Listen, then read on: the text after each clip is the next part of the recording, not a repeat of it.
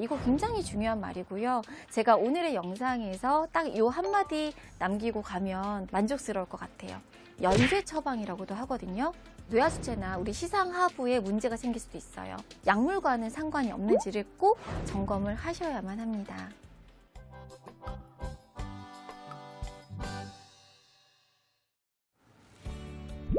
네, 여러분 안녕하세요.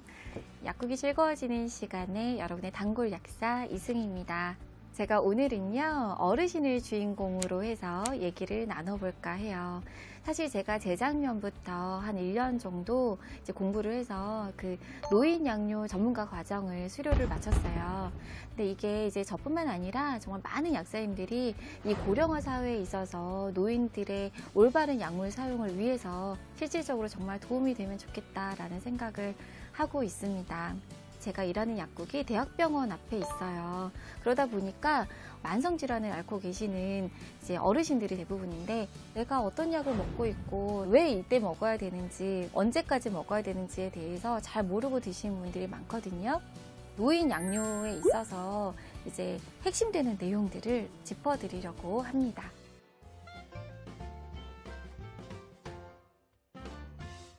수명은 길어졌는데 질환은 많아졌어요. 물론 이제 더 오래 살다 보니까 내가 더 겪어야 되고 맞닥뜨려야 되는 질환도 다양해진 거고, 오래 살다 보니까 같은 약을 먹어야 되는 기간도 정말 더 갈수록 길어진다고 봐야 되는 거죠. 노인의 이제 8%가 병원을 2군데 이상을 다니고 있고, 또 36%는 5가지 이상의 약물을 복용하고 있다고 합니다. 또 실제 우리나라 노인들이 이제 복용하는 약물의 개수를 살펴보니까, 입원 환자의 경우에는 평균 18개, 또 외래 환자의 경우에는 평균 6가지의 약물을 복용하고 있다고 해요. 노인분들 같은 경우에는요, 나이가 들면서 여러 가지 신체 기능이 떨어져서 질병이 생기기도 하는데, 약이라는 게 우리 몸에 들어가서 약의 일대기라고 할 수 있는 흡수되고 조직에 분포가 돼서 또 독성이 없는 물질로 바뀌는 대사를 거쳐서 몸 밖으로 나가기까지 이 배설의 과정이 약의 일대기인데요. 30, 40대의 몸과 지금의 내 몸이 달라서 약이 똑같이 들어가지만 약물의 일생이 달라질 수 있고, 그게 나한테 끼치는 영향이 달라질 수 있다는 걸 우리는 꼭 생각을 해야 된다는 거예요. 어르신들 같은 경우 특히나 젊은 성인들에 비해서 여러 가지 약물을 복용할 가능성이 높기 때문에 더욱이 문제가 되는 겁니다. 이제 한 연구에 따르면 2가지 약물을 복용했을 때 1가지 약물을 먹는 거에 비해서 부작용이 발생할 확률이 13% 증가한다고 해요. 그럼 4가지 약물을 복용할 때는 그 전에 비해서 38%, 또 7가지 약물을 복용할 때는 무려 82%까지 이 부작용이 발생할 확률이 늘어난다고 하니까, 더더군다나 이 노인들 같은 경우에 몸에 생리학적인 변화가 있기 때문에 우리가 꼭 주의를 해야 됩니다. 그래서 1가지 이상의 약물을 내가 복용하고 있다, 그런 어르신들이라면 내 몸에 일어나는 변화, 특히 부작용에 주의를 기울일 필요가 있어요.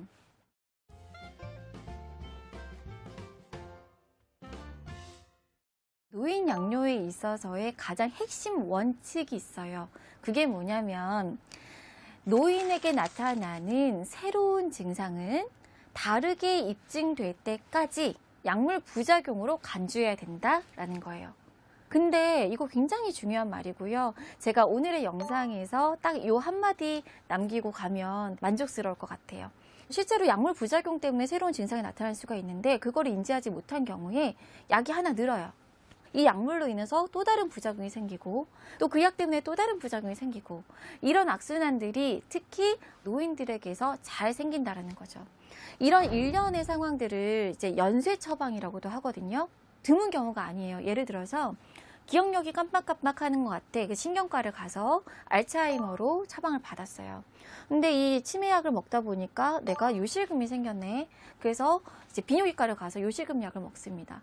요실금 약을 먹다 보니까 가슴이 두근거려. 또 변비가 생겼어. 변비약을 추가하고 또 순환기내과를 방문을 합니다.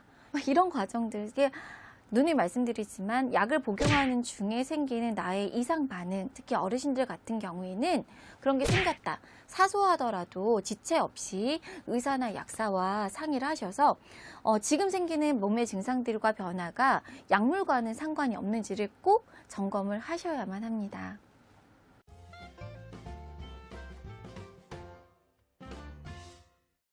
어르신들이 또 자주 하시는 잘못된 이제 약물 복용법 습관들에 대해서 이제 한 3가지만 제가 짚고 넘어가 볼게요. 첫 번째는요, 약을 서로 나눠 드시면 안 돼요. 주변 어르신들 보면 아픈 데가 다 또 비슷비슷하거든요. 이런 경우가 있어요. 저희가 이제 식욕 촉진제라고 어르신들, 특히 이제 암 환자분들이요, 항암주 받으면 여러 가지 부작용 중에 하나가 체력도 떨어지면서 입맛이 그렇게 없거든요. 그걸 먹으면 이제 입맛도 잘 나고 또 이제 조금 살도 조금 찌고 하거든요. 그러니까 이게 무슨 보약 같은 거죠. 또 서울 가서 받아온 좋은 약이라고 이렇게 또 나눠주시는 거예요.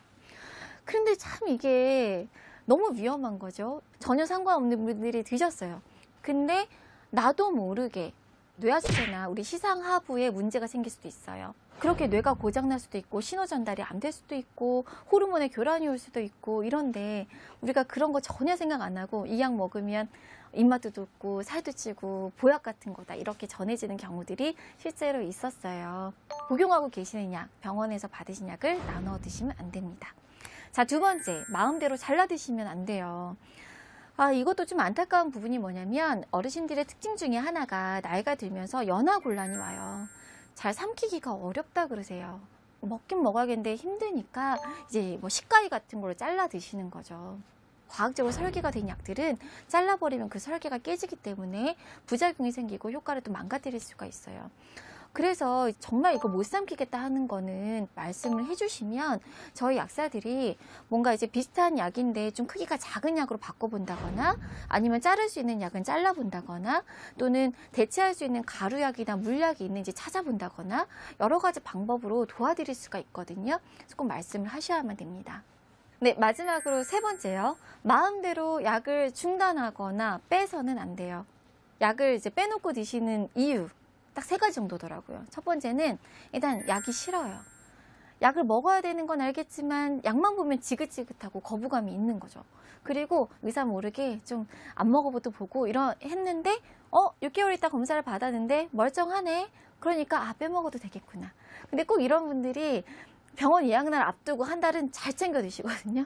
근데 집에 가셔서 한 5달은 막 까먹고 그냥 맘대로 드시다가 그래서 내가 죄책감이 있으니까 한 달은 또 잘 챙겨 드시고 오세요.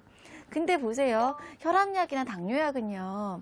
그때그때 드셔서 잘 조절하는 거예요. 그래서 한 달 바짝 잘 드시면 결과는 좋을 수 있어요. 근데 우리가 혈압약, 당뇨약 드시는 이유는요. 혈관 질환을 막기 위해서거든요.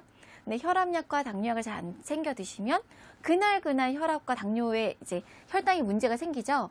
그 점점의 순간들, 혈압이 높았던 순간들, 혈당이 조절이 안 됐던 그 점점의 순간들이 모여서 우리가 혈관이 변형이 되고 질환으로 넘어갈 수가 있는 거예요. 자, 두 번째는 뭐냐면 어르신들이 효과가 없대요. 근데 이것도 굉장히 주의하셔야 될 게 약마다 내가 스스로 체감할 수 있는 효과가 있는 약이 있고 없는 약이 있고 또 스스로 체감할 수 있는 효과가 약을 복용하고 나서 한 달 뒤에 나타나는 약이 있고 2달 뒤, 길게는 3달 뒤에야 효과가 서서히 나타나는 약이 있어요. 그런 경우 조심을 하셔야 됩니다. 자, 3번째는요. 부작용 때문에 중단을 하세요. 내가 이 약을 먹고 났는데 이런 부작용이 생겨서 속이 정말 아파서 못 먹겠어. 임의로 중단을 하는 거죠.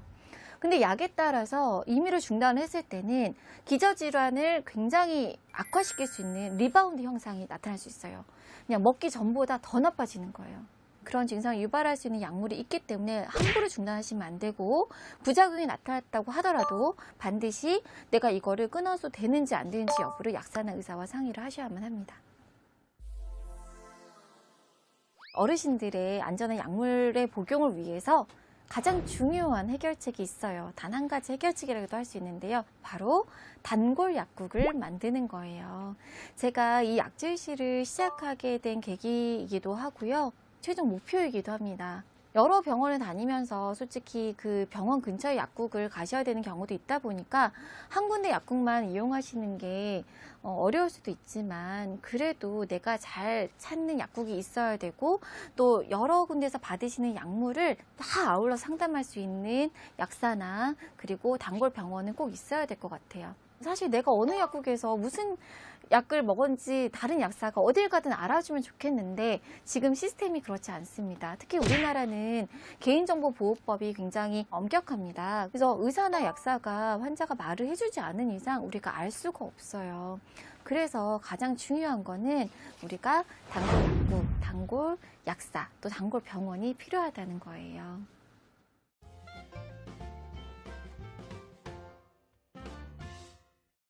네, 약물을 복용하는 데 있어서 가장 중요한 거, 이제 용법 용량을 지키셔야겠죠. 근데 용법 용량을 지키기에는 방법이나 이런 게 굉장히 어렵고 까다로울 수 있어요. 그래서 매일 먹는 약도 언제 먹었나 헛갈리기도 하고, 그래서 약물이 여러 가지가 있을 때는요, 약물을 한 군데 보관을 하셨으면 좋겠어요.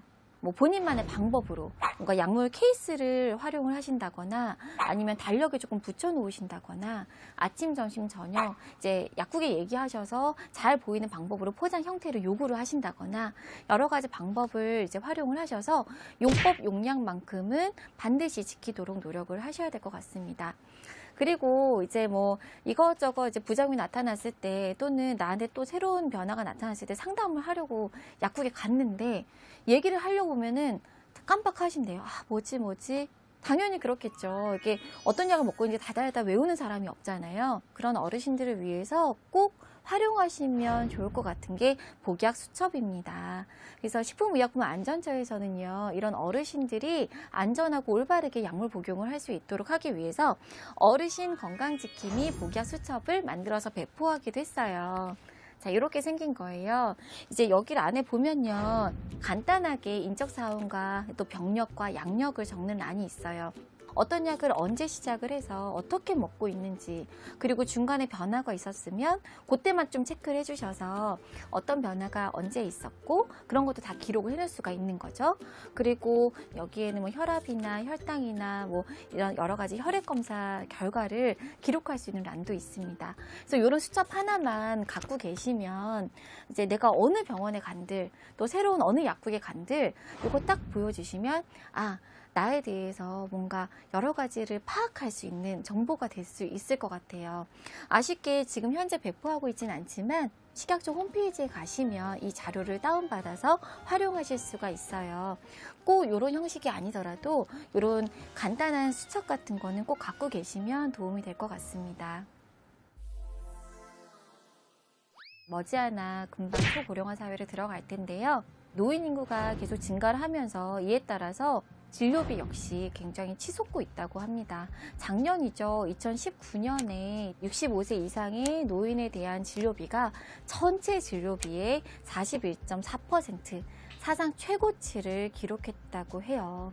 우리가 건강을 지키기 위해서 약을 피해갈 수 없다면 그거를 내 몸에 안전하게 올바르게 사용을 해야 되잖아요. 단골 약국을 하나 만드셔가지고요. 한 번에 그치는 게 아니라 내 건강과 내가 먹고 있는 약에 대해서 주기적으로 상담을 해가시면서 건강을 지켜가시고 약을 좀 안전하게 드실 수 있으면 좋겠어요. 건강은 정말 작은 습관에서 지키실 수가 있습니다. 그래서 어르신들이 약물을 복용하고 사용하는 데 있어서 건강하게 안전하게 사용을 하실 수 있도록 이 단골 약사도 이제 응원을 하도록 하겠습니다. 오늘 내용 여기서 마치고요. 여러분의 단골 약사는 다음 시간에 또 찾아오도록 하겠습니다. 감사합니다. 안녕히 계세요.